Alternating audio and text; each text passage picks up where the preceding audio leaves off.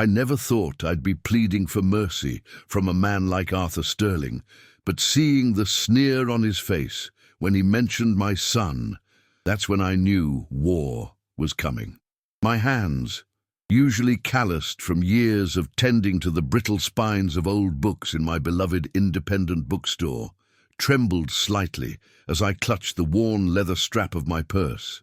The air in Sterling's penthouse office on the 45th floor of the monolithic Sterling Tower felt thin, metallic, and impossibly cold, despite the late morning sun attempting to penetrate the tinted panoramic windows that overlooked the bustling concrete canyons of downtown New York City. Every piece of furniture, from the polished black granite desk that stretched like an obsidian monolith across the room to the minimalist chrome and leather chairs, screamed power and unreachable. It was designed to intimidate, to shrink you into insignificance, and for a fleeting, terrifying moment, it was working. My name is Sarah Hayes, and for 47 years, I've navigated the currents of a life that was often more challenging than fair, but never once did I feel as utterly exposed, as profoundly vulnerable as I did in that room. My small bookstore, the Dusty Tome, nestled in a charming but increasingly gentrified Brooklyn neighborhood, was more than just a business. It was a sanctuary, a legacy, and the last tangible piece of the world my late husband and I had built together. It was where my son, Ethan, now 22, had practically grown up, surrounded by the scent of old paper and the quiet hum of stories. Ethan. He was the reason I was here, enduring the silent judgment of Sterling's impeccably tailored suit and the dismissive flick of his perfectly manicured hand. Ethan wasn't like other kids. He didn't chase after conventional success, the kind Sterling embodied so ruthlessly. He was a quiet observer, a deep thinker, with an unconventional mind that saw patterns and possibilities where others saw only chaos or irrelevance. He spent his days coding intricate algorithms, not for Silicon Valley giants, but for open-source environmental projects, for community initiatives, for concepts that most people, especially men like Sterling, would dismiss as idealistic fantasies. Sterling had called me into this opulent cage under the guise of discussing the imminent acquisition of my property. His corporation, Sterling Holdings, was orchestrating a massive urban redevelopment project that promised gleaming skyscrapers and luxury condos, and my humble two-story building was, in his words, a minor but unavoidable inconvenience. He'd laid out the terms with the practiced ease of a predator, a take-it-or-leave-it offer that was generous enough to quiet most, but utterly insufficient to buy my soul. "Mrs. Hayes," Sterling began, his voice a low, gravelly rumble that barely moved his lips. "Let's be pragmatic. Your establishment is a charming relic, I'm sure, but its sentimental value doesn't translate to market value in a prime development zone. We're offering you 3 times the assessed value. It's more than fair." He paused, letting his words hang, heavy with implied threat. He didn't need to explicitly say he could take it anyway. The unspoken power in the room was deafening. My stomach clenched, a familiar knot of anxiety tightening with each passing second. I had done my homework. I knew the city zoning laws, the loopholes, the bureaucratic maze. But I also knew the vast difference between my meager resources and Sterling's limitless war chest. He could bury me in legal fees, stall me until I buckled. "Mr. Sterling," I replied, trying to keep my voice steady, betraying none of the fear that was churning inside me. "The Dusty Tome is more than a building. It's a community hub. It's where children learn to love reading, where local artists display their work, where neighbors connect. It's irreplaceable." A flicker of something, impatience, perhaps contempt, crossed his eyes. "Irreplaceable," he scoffed, the word dripping with disdain. "Everything has a price, Mrs. Hayes, and frankly, your community hub is hindering progress. We have timelines, investors, a vision for a brighter, more profitable future for this city." He leaned back, his gaze sweeping over me, assessing, dismissing. And your son, I hear, spends his days dabbling in, what was it? Environmental algorithms, open source idealism. He let out a short, humorless chuckle. Hardly the kind of future we're building, is it? Your son understands nothing of the real world, Mrs. Hayes. He's wasting his potential on pipe dreams. The words hit me like a physical blow, sharper and more painful than any threat to my bookstore. My son, my quiet, brilliant, compassionate son, reduced to a punchline, a dismissed idealistic dreamer by this arrogant, self-proclaimed titan of industry. My fear curdled into something cold and hard. Defiance. The trembling stopped. My grip on my purse tightened. But now it was with resolve, not fear. "My son, Mr. Sterling," I said, my voice cutting through the sterile silence, "understands more about value than you ever will. And he certainly understands more about the future than you could ever build with your sterile towers and hollow profits." Sterling's eyes narrowed. He was used to obsequious deference, not outright challenge. A subtle flush crept up his neck, a rare crack in his impassive facade. "A mother's delusion," he murmured, picking up a pen and tapping it impatiently on his desk. "Understand this, Mrs. Hayes. You have until the end of the month to accept our offer. After that we move forward, with or without your relic, and with or without your son's understanding." The dismissal was final, unequivocal, but something had shifted within me. The fight wasn't just about the bookstore anymore. It was about Ethan. It was about proving to this man that true value, true understanding, wasn't measured in square footage or quarterly profits. If this beginning has already made you rethink what you knew, imagine what's coming next. So go ahead and hit that like button and subscribe to the channel, because here every video reveals something few dare to show. I rose, my knees a little shaky, but my gaze steady. "We'll see about that, Mr. Sterling," I said, my voice softer, but carrying a steel that surprised even me. As I turned to leave, the city stretched out before me, a vast, indifferent canvas. But now, it felt less like a cage and more like a battlefield. And I was ready to fight for my son, for our future, against a man who believed money was the only measure of worth. The metallic tang of the air now tasted of opportunity, of battle, of something profoundly personal. The elevator ride down felt interminable, each floor dropping away beneath me like another layer of an illusion, revealing the concrete truth of the war that had just been declared. The bustling lobby, filled with polished marble and hurried footsteps, felt like a return to a world that was suddenly much more vibrant, much more alive than the cold, calculating heights I had just departed. The moment the heavy glass doors of Sterling Tower swung shut behind me, the city's roar seemed to amplify, pressing in from all sides. Taxis honked, street vendors called out, and the cacophony of 1,000 lives being lived at full throttle washed over me. For a second, I felt utterly insignificant, a tiny cog in a colossal machine, facing off against its unfeeling architect. But then Ethan's face flashed in my mind. His intense, focused eyes behind wire-rimmed glasses, the slight smudge of ink always on his finger from sketching circuit boards or intricate architectural drafts in his notebook. The arrogance of Sterling's words, "Your son understands nothing," echoed, and it fueled a quiet fire within me. I walked, not hailing a cab, needing the steady rhythm of my steps on the unforgiving pavement to organize the storm of emotions swirling inside me.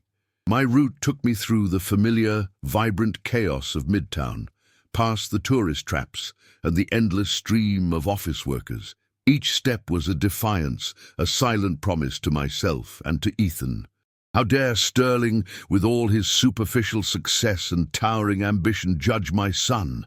How dare he presume to know the depths of Ethan's intellect, the purity of his intentions, or the genuine value he sought to bring to the world? When I finally reached the subway, the stale metallic scent of the platform and the rumble of an approaching train were almost a comfort. It was real, gritty, unlike Sterling's sanitized fortress. As I boarded the L train, finding a rare empty seat, I pulled out my phone, fingers hovering over Ethan's contact.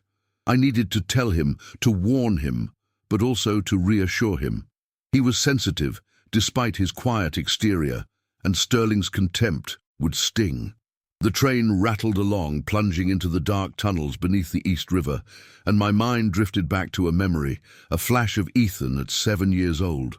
We were at our old house in Queens, a small fixer-upper that always seemed to have something breaking. This particular time, the kitchen sink was hopelessly clogged, water backing up, threatening to overflow. My husband, David, a kind but not particularly handy man, was under the sink grumbling, tools scattered around him, looking utterly defeated. Ethan, a tiny figure with boundless curiosity, had crawled beside him, watching with intense focus.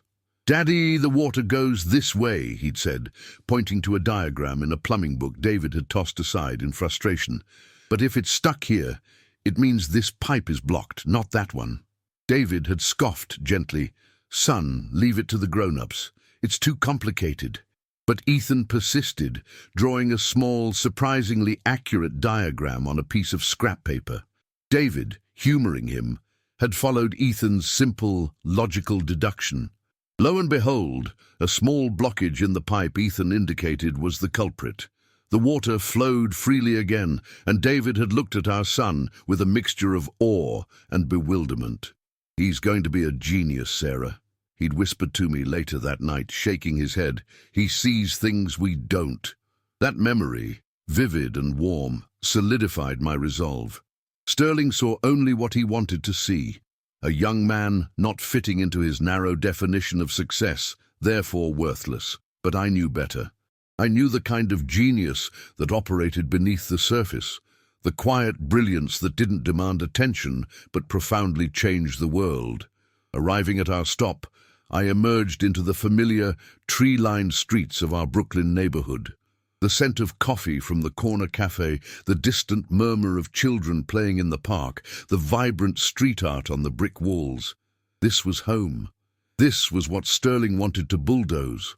The dusty tome stood proudly on the corner, its worn brick facade and charming, slightly crooked awning, a testament to its age and character.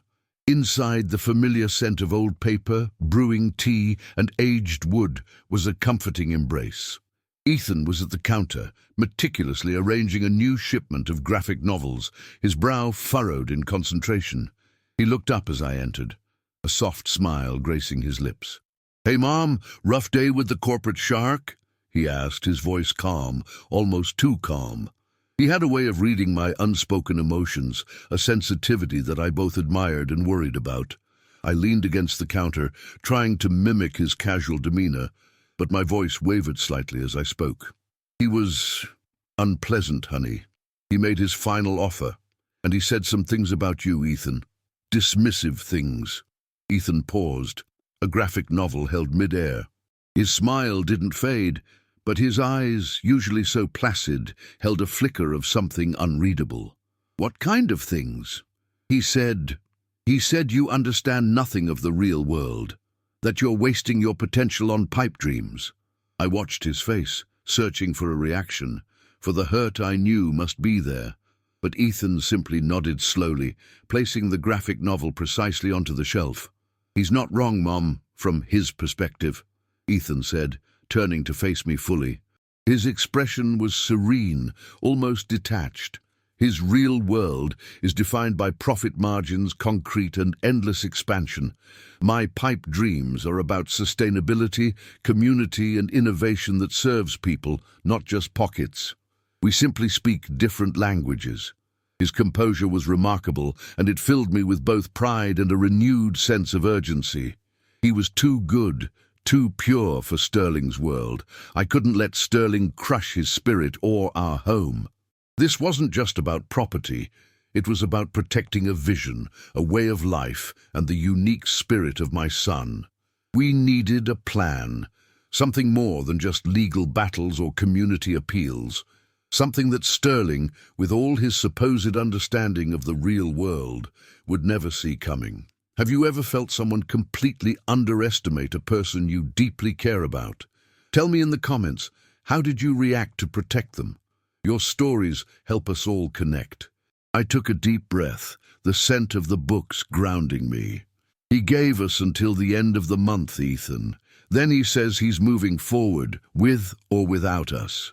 My voice was firmer now, resolve hardening. We need to do something. Something big. Ethan just looked at me, a thoughtful, almost mischievous glint in his eyes. He slowly reached under the counter and pulled out a worn notebook, its pages filled with his signature intricate diagrams and flowing code. He placed it gently on the counter between us. Maybe, he said, a quiet confidence in his voice, we already have something. Ethan's words, maybe we already have something, hung in the air, a whisper of a promise against the heavy weight of Sterling's threat.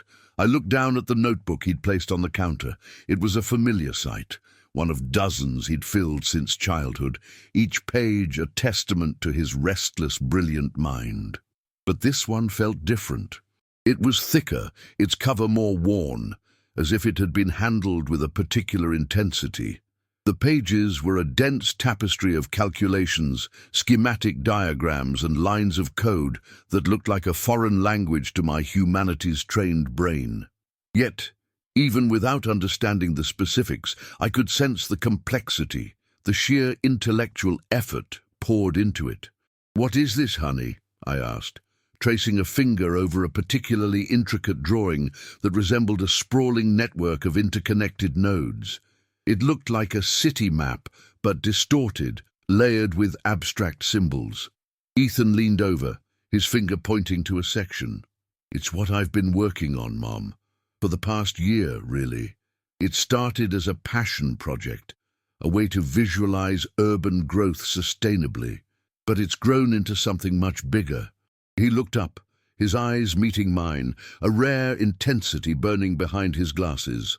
"It's a complete dynamic urban planning model, not just for buildings but for infrastructure, energy grids, green spaces, waste management, everything.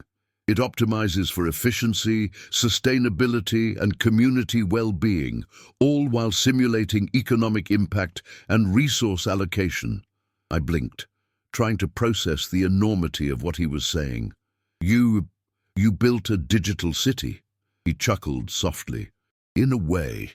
It's more than that, though. It's predictive. It can analyze proposed developments and show their long-term effects on every aspect of a city, not just immediate profit. It highlights hidden costs, environmental damage, social displacement, and resource strain that conventional planning models often ignore or downplay." My mind raced. "And Sterling's project?" I whispered, a nascent hope sparking within me. Could it analyze Sterling Holdings' new development? Ethan's smile broadened, a genuine, almost mischievous grin. "Oh, it already has. I've been feeding it all the publicly available data on his Brooklyn Renaissance project for months. The blueprints, the environmental impact assessments, the financial projections, even the demographic shifts he's anticipating." He tapped the notebook. "The results are illuminating, to say the least." Suddenly, the weight of the past hour, the cold dread of Sterling's office, began to lift, replaced by a surge of adrenaline and a fierce pride. My son, whom Sterling had dismissed as an idealistic dreamer, had quietly been building a weapon, a tool of truth that could dismantle Sterling's empire of lies and greed. This was the exact kind of quiet, understated brilliance that my husband David had always seen in him.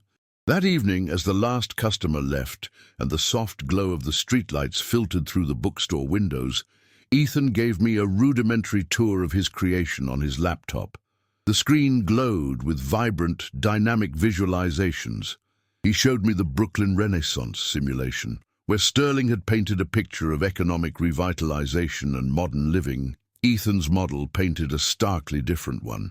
It showed a significant increase in carbon footprint, a drastic reduction in local biodiversity, a strain on existing public transport and utility infrastructure, and, most damningly, a projected displacement of thousands of low-income families and small businesses, leading to a severe social imbalance within 5 years. The economic benefits, while initially high, tapered off sharply after a decade, leaving a hollow shell of a community dependent on transient wealth. "This is devastating, Ethan," I breathed, my heart aching as I saw the simulated future of our beloved neighborhood. It wasn't just my bookstore, it was the entire fabric of our community, torn apart and replaced by a sterile, unsustainable vision.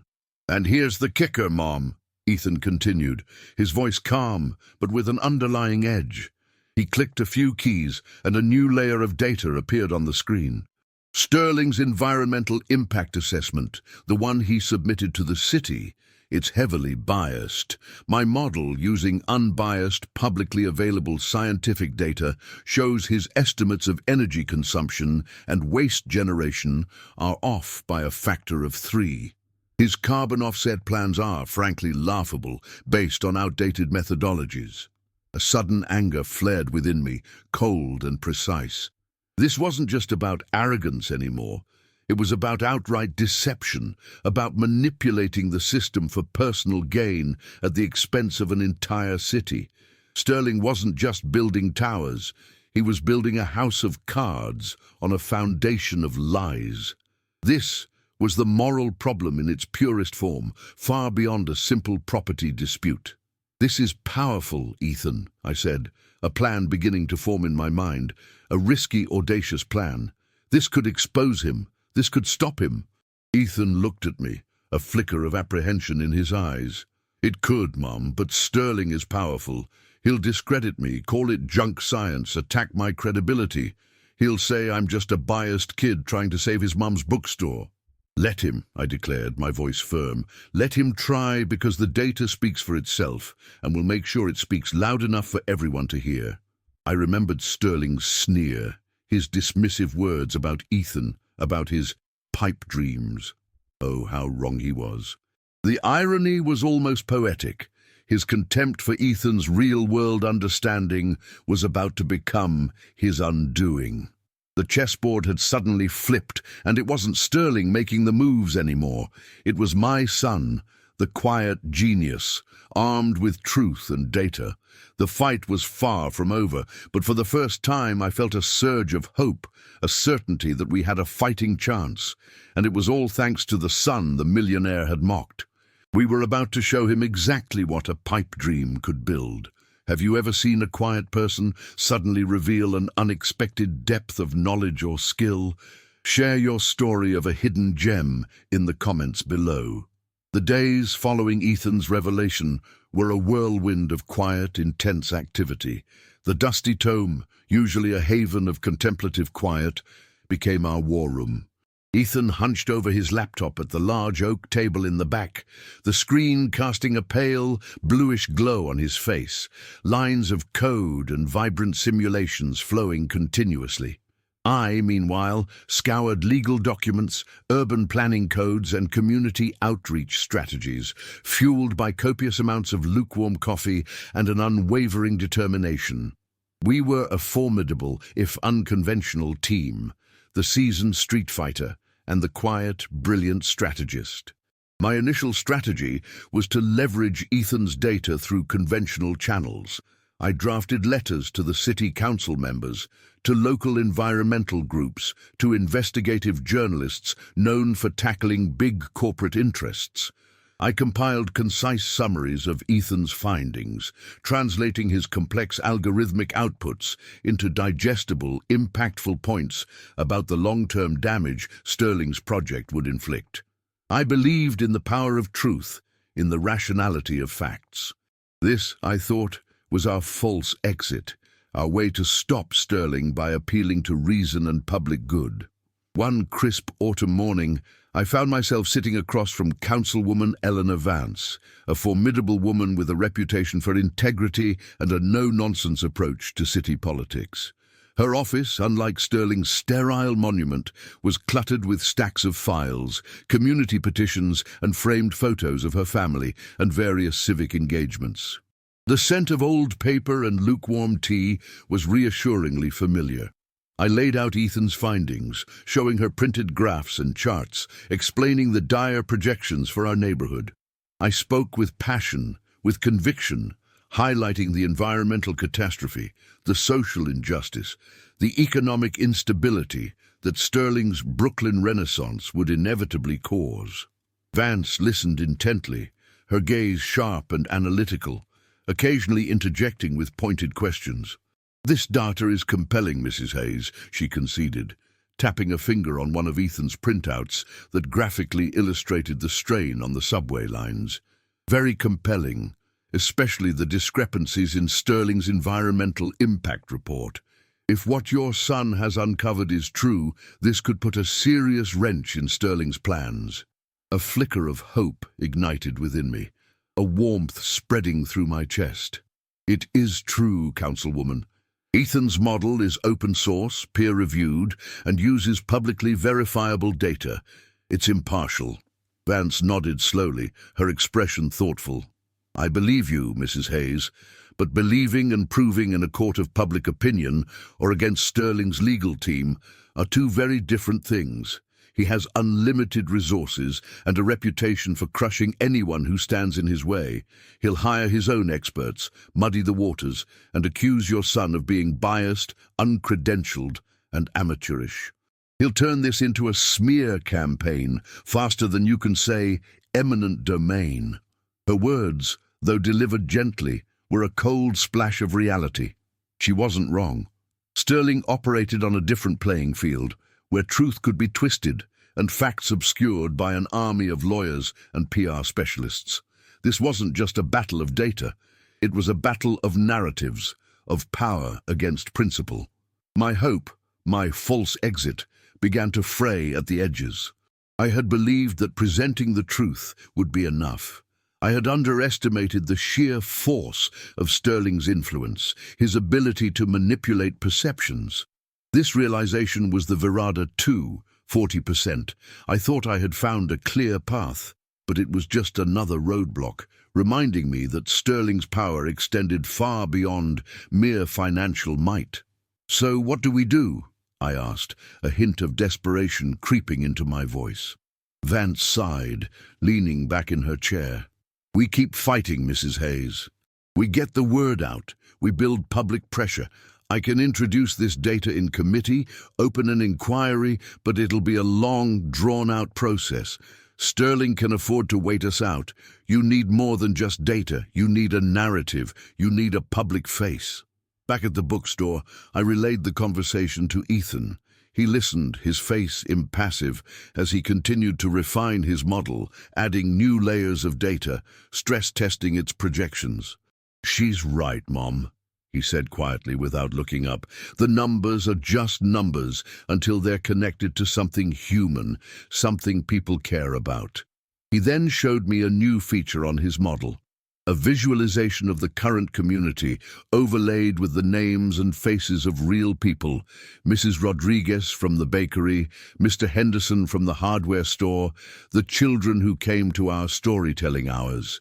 Then with a click, he showed the Brooklyn Renaissance overlay and watched as these vibrant faces faded, replaced by generic faceless figures, the small businesses gone, replaced by corporate chains. It was heartbreakingly effective. "This is the human narrative, Ethan," I said, a lump forming in my throat. "This is what people need to see.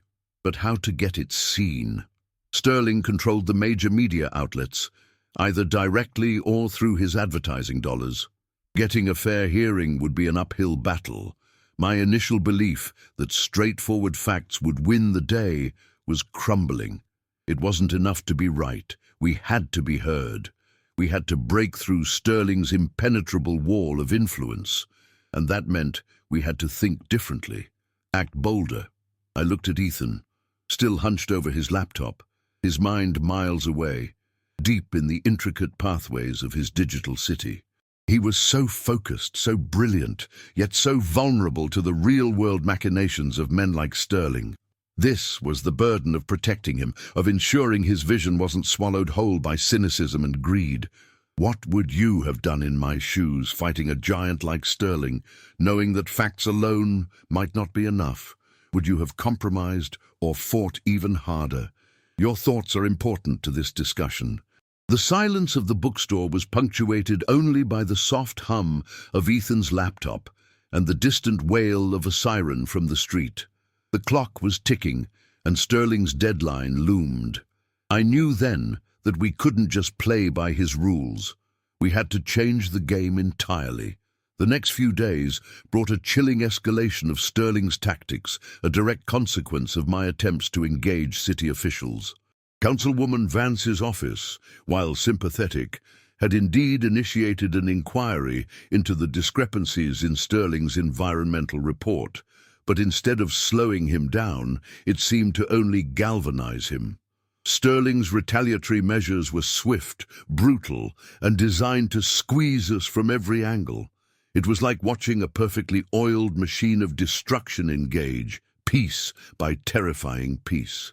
First, the local health inspector, a man I'd known for years and who'd always given the dusty tome glowing marks, showed up unannounced. He meticulously combed through every corner of the bookstore, his flashlight beam probing dusty shelves and behind counters.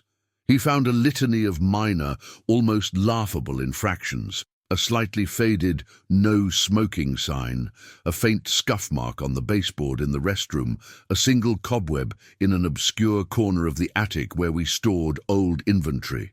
These were things that on any other day would have warranted a friendly reminder or a casual warning. But this time he issued a formal citation, threatening a hefty fine and a re-inspection that felt less like a procedure and more like a punitive exercise. His face was apologetic, his eyes averted, clearly a man caught between a rock and a hard place. He mumbled about new directives from above. Then came the eviction notice, not a formal court-ordered document, but a stark, official-looking letter from Sterling Holdings' legal department. It cited a clause in the original lease agreement, one I hadn't even known existed, buried deep within the archaic language of property law, claiming a failure to maintain premises in accordance with modern commercial standards and hindrance to urban revitalization efforts. It was a bold-faced intimidation tactic designed to wear me down, to make me believe that resistance was futile. The deadline for us to vacate was now significantly expedited, just 2 weeks away. This wasn't just about making an offer anymore. Sterling was actively trying to force us out, to break us financially and emotionally. The weight of it all pressed down on me, heavy and suffocating. I paced the narrow aisles of the bookstore. The scent of old paper, usually a comfort, now felt like the smell of impending ruin. My mind raced, trying to find a loophole, a legal counter-move, anything to fight back against this relentless onslaught. But Sterling's reach was long, his tactics ruthless. It was clear he was playing dirty, and he had the resources to keep playing dirty indefinitely. This was the precise moment for a micro-trigger, a sharp intake of breath as the reality of the situation sunk in, knowing that the fight had become overtly hostile. Ethan, seeing my distress, remained remarkably calm. He'd spent the day at his laptop, working with a quiet intensity that was both inspiring and worrying. He'd ordered more external hard drives, his makeshift server humming in the corner of his small bedroom above the bookstore. He was like a surgeon, meticulously preparing for a complex operation, while the patient's family stood by, terrified. One evening, as I walked past his open door, I glanced inside. His room was a microcosm of his mind, organized chaos. Books on quantum physics mingled with graphic novels, vintage synthesizers sat beside soldering irons, and stacks of circuit boards formed impromptu sculptures. On his desk, amidst the tangle of wires and monitors, was an open notebook, one of his oldest. It wasn't the technical one from before, but an old, leather-bound journal he'd kept since he was a teenager. He rarely let anyone see it. Curiosity, mixed with a mother's worry, made me pause. I saw a page filled with neat, looping handwriting, not of code or diagrams, but of words.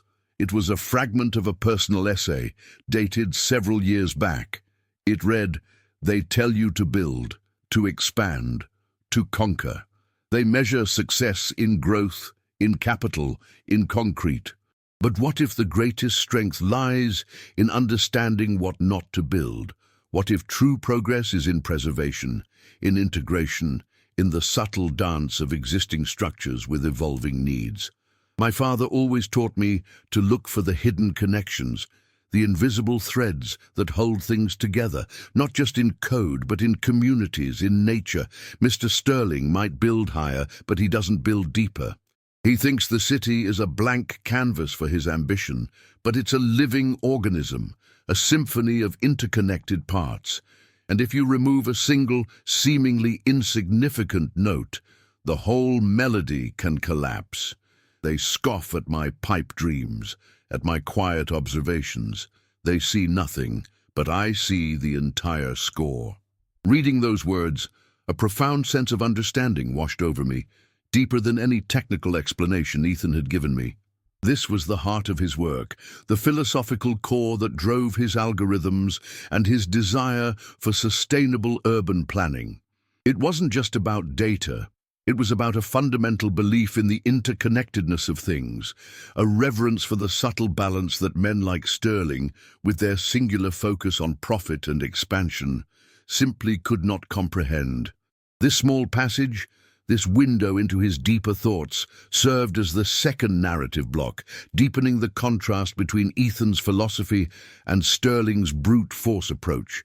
It reinforced the idea that his pipe dreams were built on a foundation of profound insight. And then something clicked. The health inspector, the eviction notice, Sterling's ruthless efficiency. It wasn't just about intimidating me. It was about cutting off all my avenues of legal and public recourse. He was trying to isolate us, to make us feel utterly alone, so that when he delivered the final blow, there would be no one left to hear us, no one left to care. He wanted to silence Ethan, to prevent his pipe dreams from ever seeing the light of day. But it was too late. Ethan wasn't just building a model, he was building a movement, even if he didn't realize it yet. I walked into his room, a renewed sense of purpose coursing through me. "Ethan," I said, "we can't just release this data to the city council or the press. Sterling will bury us. We need to go bigger. We need to go directly to the people he fears the most, his investors and the public eye." My voice was firm, unwavering. Ethan looked up from his screen, his glasses glinting in the pale light. A subtle shift in his expression. He saw the fire in my eyes, the steel in my resolve. He nodded slowly, a silent acknowledgement that the game had changed. Have you ever felt that intense, almost undeniable urge to protect someone you love, even if it meant challenging powerful forces? Share your experiences. The air in the sterile, overly air-conditioned conference room on the lower floor of Sterling Tower felt thick with anticipation, tinged with a faint metallic odor I now associated with Mr. Arthur Sterling himself. This wasn't the opulent penthouse, but a slightly more functional, though no less intimidating space. We were here for the final official meeting regarding my property. Sterling sat at the head of a long, polished mahogany table, flanked by his stern-faced lawyers and a public relations executive with a pasted-on smile. His gaze, as I entered with Ethan by my side, was a cold, piercing glare, a silent assertion of his absolute power. He had expected me to come alone, defeated. My son's presence, however, was clearly an unexpected variable. "Mrs. Hayes?" Sterling began, his voice devoid of warmth. "I trust you've reconsidered our generous offer. As you know, the deadline is upon us. Any further resistance will result in less favorable outcomes for you." He gestured vaguely to his lawyers, who nodded in unison, like well-trained automatons. I held my head high, drawing strength from Ethan's quiet presence beside me. He was dressed simply, in a clean button-down shirt and his usual wire-rimmed glasses, looking more like a young academic than a corporate saboteur. But beneath that unassuming exterior, I knew, lay a mind capable of dismantling empires. "Mr. Sterling," I replied, my voice steady, "we are not here to discuss your offer. We are here to discuss your offer to the city." Sterling raised an eyebrow, a flicker of genuine surprise crossing his face. His PR executive shifted uncomfortably. "And what exactly do you mean by that, Mrs. Hayes?" he asked, a dangerous edge creeping into his tone. "I mean your Brooklyn Renaissance project," I clarified, my gaze unwavering. "Specifically, its environmental impact, its true economic projections, and its social implications. My son has something to show you." Ethan, at my silent cue, calmly slid his laptop across the table. His open-source urban planning model, now refined to an astonishing degree, glowed on the screen. He had connected it to the large monitor at the end of the table, projecting his digital city for all to see. Sterling's lawyers exchanged nervous glances. The PR executive's smile faltered. "My name is Ethan Hayes," my son began, his voice surprisingly clear and resonant, completely unlike his usual quiet demeanor. "And for the past year, I've been running an independent, data-driven simulation of the Sterling Holdings Brooklyn Renaissance project. It's based on all publicly available data, combined with advanced ecological, social, and economic algorithms." He then proceeded, with an almost dispassionate academic precision, to walk them through his findings. He showed how Sterling's official environmental impact assessment had underrepresented the project's true carbon footprint by nearly 300%. He projected the strain on the city's already overburdened waste management systems, which Sterling's plan had conveniently ignored. He displayed the true economic impact, showing how the initial boom would lead to an eventual economic stagnation as the area became unaffordable for local businesses and the initial wave of luxury buyers moved on. Then came the most devastating part, a social heat map showing the projected displacement of over 5,000 residents and the resulting decay of community cohesion. He wasn't yelling. He wasn't accusing.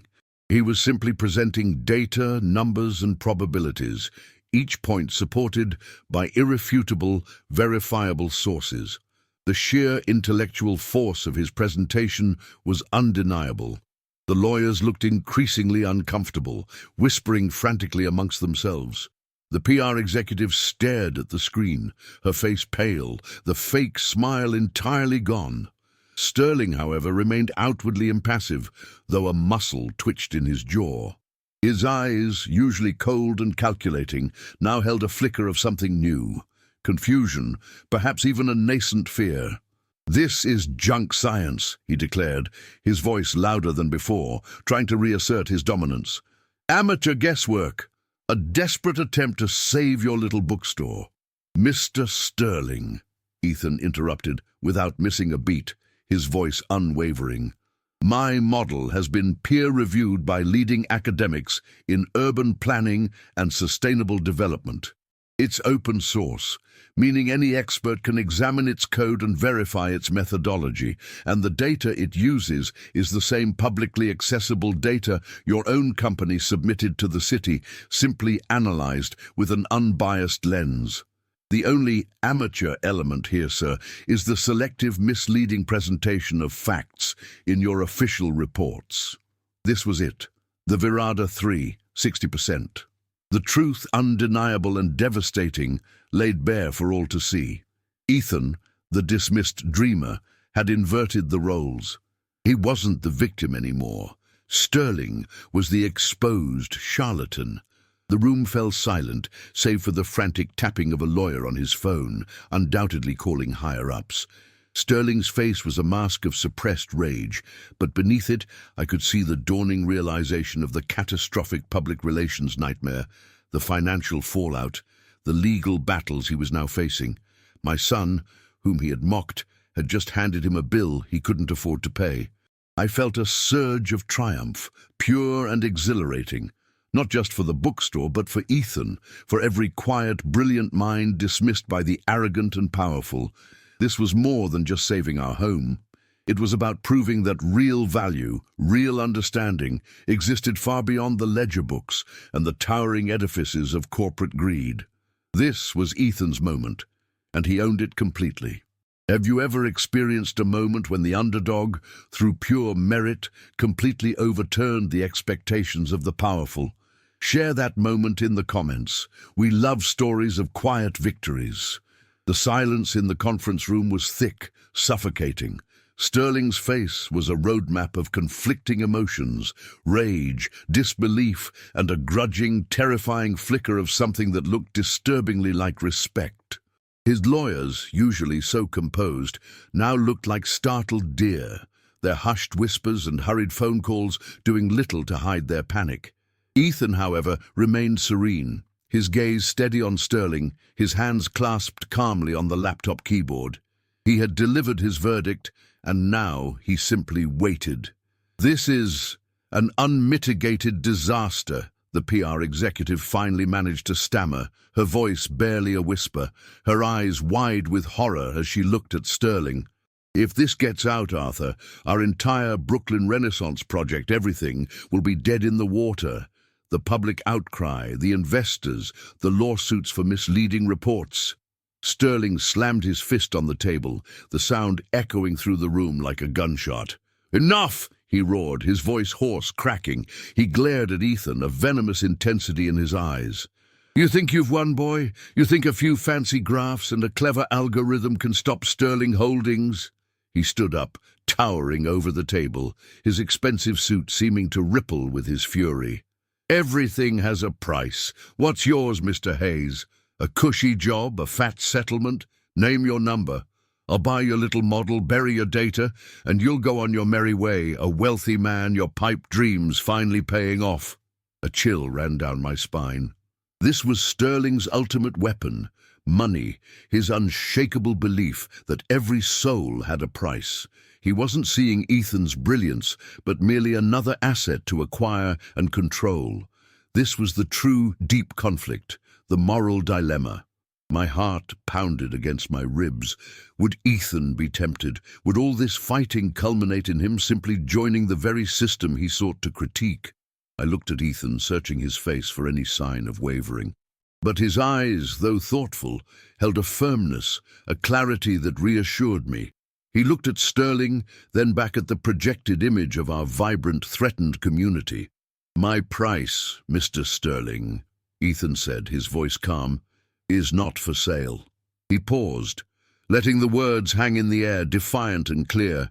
"My model, my data, my work, it's not for personal profit. It's for the public good. And it's open source, meaning it's already out there, in the hands of the scientific community, the environmental groups, and anyone with an internet connection who cares enough to look. You can't buy it, and you can't bury it." Sterling's face contorted in a mix of fury and utter shock. He had underestimated Ethan not just once, but twice. Not only had he misjudged his intellectual capacity, but he had catastrophically misjudged his moral compass. The boy he had dismissed as understanding nothing of the real world understood its intrinsic value in a way Sterling, with all his billions, never could. This was the moment of Virada 4, 80%, my own profound realization. I had always believed in Ethan, in his brilliance. But for a fleeting moment, I had feared the siren song of Sterling's wealth, the temptation it might pose even to my son's strong principles. I realized then that my faith in his talent was absolute, but my understanding of his unwavering moral fortitude, his inherent resistance to corruption had, in a small way, also been underestimated by me. I felt a pang of guilt, a mother's silent admission of her own limitation, even while bursting with pride. The confrontation escalated into a bitter argument.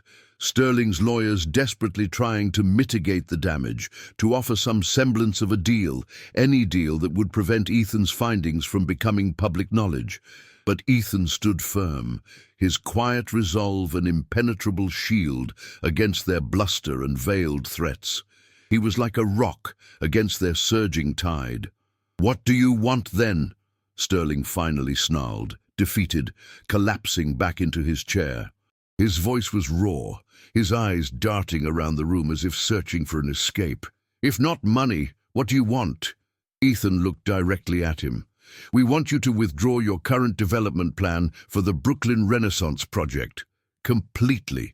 We want you to commit to a truly sustainable urban development, one that integrates with the existing community, minimizes environmental impact, and prioritizes long-term well-being over short-term profit.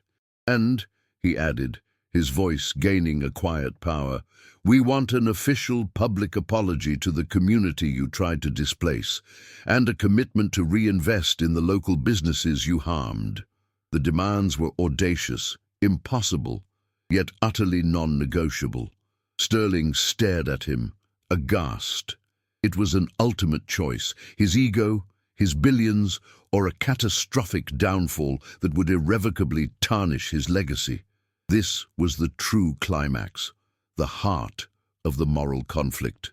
Could he choose conscience over money, humility over pride? Could you ever truly value a person's worth beyond their bank account, beyond what they can offer you materially? CTA de interaction, too. Think about that, and let me know your thoughts. For a long moment the room was silent. Sterling sat there, a broken titan, his empire trembling under the weight of a young man's truth. He looked old, defeated, his face etched with the bitter lines of a man whose entire world-view had just been shattered. He looked at Ethan, the boy he had mocked, and for the first time I saw genuine fear in his eyes. The silence stretched, tense and suffocating, as Sterling stared at Ethan, a man stripped bare of his usual arrogance, confronted by an inconvenient truth he couldn't buy, bully or bury.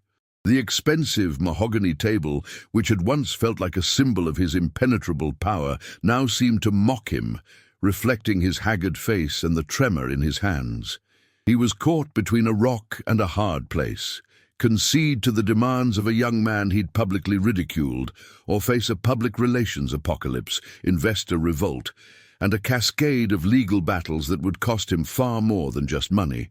It would cost him his carefully crafted image as a visionary developer. Finally, with a guttural sigh that seemed to deflate him entirely, Sterling leaned forward, his elbows on the table, burying his face in his hands. The gesture was one of complete and utter defeat. When he looked up, his eyes were red-rimmed, his voice hoarse, stripped of its former bluster. "All right," he rasped, the single word a testament to his utter capitulation. "All right, we'll withdraw the plans, we'll issue the apology, and we'll explore truly sustainable alternatives." He looked at Ethan, then at me, a flicker of something akin to awe, mixed with bitter resentment in his gaze. You won, Mrs. Hayes. Your son, he won." It wasn't a triumph with cheers or champagne. It was a victory forged in the quiet resolve of a son and a mother, secured in a sterile conference room against the backdrop of a broken man. The lawyers, sensing the shift, immediately began discussing the logistics, the phrasing of the public statement, the legalities of the withdrawal. The PR executive, surprisingly, looked relieved, already formulating a new, more positive narrative about Sterling Holdings' commitment to innovative, sustainable urban development, trying to spin defeat into a future opportunity. The machine of capital was already adapting, but this time it was forced to adapt to Ethan's vision, not its own. In the days that followed, the news spread like wildfire. Sterling Holdings issued a formal press release announcing the withdrawal of the Brooklyn Renaissance project, citing new data and a renewed commitment to community-centric, sustainable growth. It was a carefully worded, sanitized version of the truth, But it was enough. The community rallied, celebrating not just the saving of the dusty tome, but the preservation of their entire neighborhood. Local news outlets, initially hesitant, now trumpeted Ethan's brilliance, hailing him as a visionary. Environmental groups praised his model, and inquiries for its application poured in from cities across the country, even internationally. Ethan, true to his nature, remained largely unfazed by the sudden spotlight. He gently deflected media attention, redirecting praise to the open-source community and the principles of sustainable development. He continued to work, refining his model, collaborating with urban planners and community leaders, his pipe dreams now laying the groundwork for a tangible, better future. He wasn't interested in personal fame or fortune, only in the impact of his work.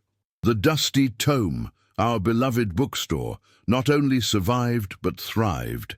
It became a symbol of resistance, a testament to the power of community and quiet innovation against monolithic greed. More importantly, it remained a home for Ethan's quiet genius, a sanctuary where ideas could grow unhindered by commercial pressures. Months later, I saw Arthur Sterling on a televised interview.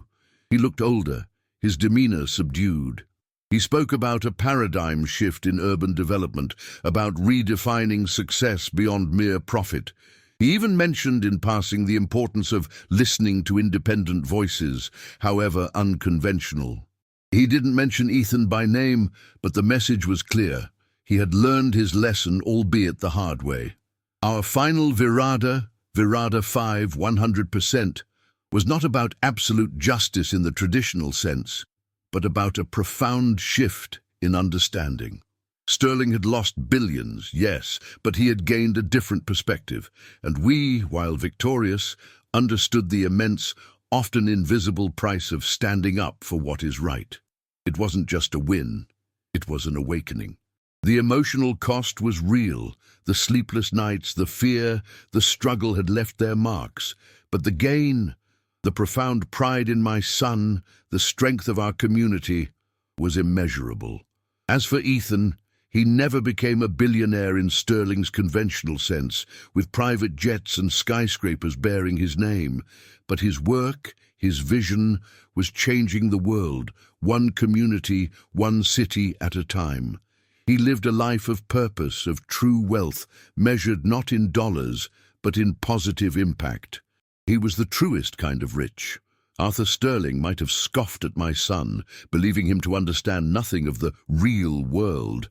But as he walked away that day, a shattered man, I realized the true billionaire had been standing beside me all along, and he wore worn-out sneakers and carried a laptop full of dreams. If this content opened your mind, comment, "I made it to the end." This helps us understand who truly seeks knowledge beyond the surface. Like the video, subscribe to the channel now and activate the bell, because the next episodes will go even deeper. And don't leave without clicking on the next video. It's the continuation of this journey.